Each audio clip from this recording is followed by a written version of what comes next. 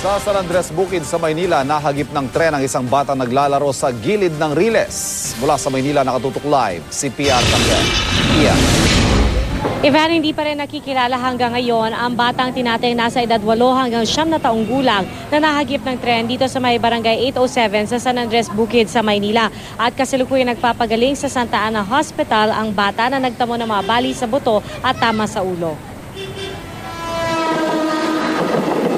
Bandang 1:00 ng hapon kanina na mahagip ng tren ng Philippine National Railways o PNR ang batang lalaki naglalaro umano sa gilid ng riles ng tren. Ayon sa mga nakasaksi, lumusot daw ang bata sa ilalim ng tren na agad ding huminto. Huminto yung tren, matakbo yung isang barero dyan. So naalarmo kami, pinuntahan namin. Yun, nakita namin paglagpas ng tren, yung bata nakabulagta. Akala ko nga taga rito kasi kamukha nung bata rito. Ngayon, nung dinala namin, wala na. Sabi nung nanay, nasa eskwelahan daw yung bata. Walang nakakilala sa bata dahil dayo lang daw sa barangay 807. Pero agad din siyang dinala sa health center na ilang hakbang lang ang layo mula sa pinangyarihan ng aksidente. Mula roon, sinakay siya sa ambulansya at dinala na sa Santa Ana Hospital. Ayon sa mga doktor, pawala-wala ang malay ng bata.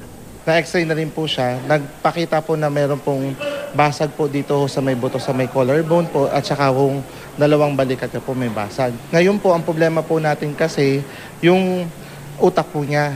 So kailangan po natin ma-CT scan po siya para malaman kung okay po siya na wala akong pagdurugo sa loob ng utak.